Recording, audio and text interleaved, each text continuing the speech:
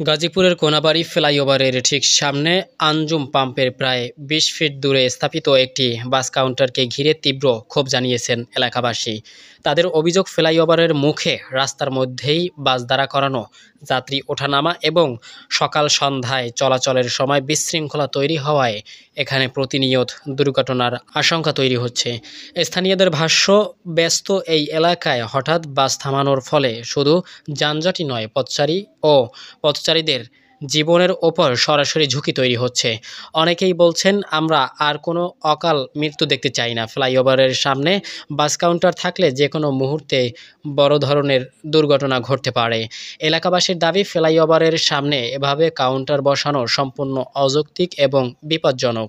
তাদের প্রস্তাব, ফ্লাইওভার থেকে সর্বনিম্ন ২০০ ফিট দূরে কাউন্টার স্থানান্তর করতে হবে, যাতে রাস্তায় বিশৃঙ্খলা কমে আসে এবং পথচারীদের নিরাপত্তা নিশ্চিত হয়।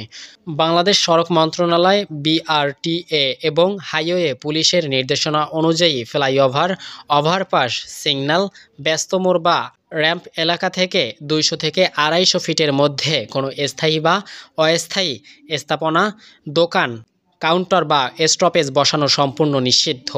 প্রধান সড়কের ওপর বাস থামিয়ে যাত্রী ওঠানামা করাও আইন অনুযায়ী শাস্তিযোগ্য অপরাধ। যাত্রী ওঠানামার জন্য নির্ধারিত স্টপেজ বা নিরাপদ এলাকা ব্যবহার বাধ্যতামূলক। এলাকাবাসীর মতে, ফ্লাইওভারের মুখে কাউন্টার থাকলে যে কোনো মুহূর্তে বড় ধরনের দুর্ঘটনা ঘটতে পারে। তাই ঝুঁকি দূর করতে প্রশাসনের দ্রুত হস্তক্ষেপ জরুরি। তারা আরও জানান, গাজীপুরের জনগণ প্রতিদিনই এই রাস্তায় যাতায়াত করেন, তাই জননিরাপত্তার স্বার্থে কাউন্টারটি ফ্লাইওভারের সামনে থেকে দূরে সরিয়ে নেওয়া ছাড়া অন্য কোনো বিকল্প নেই। বিষয়টি নিয়ে স্থানীয়দের প্রত্যাশা, সড়ক মন্ত্রণালয়, বিআরটিএ এবং গাজীপুর সিটি কর্পোরেশন দ্রুত কার্যকর উদ্যোগ নেবে এবং এলাকাবাসীকে স্বস্তি দেবে।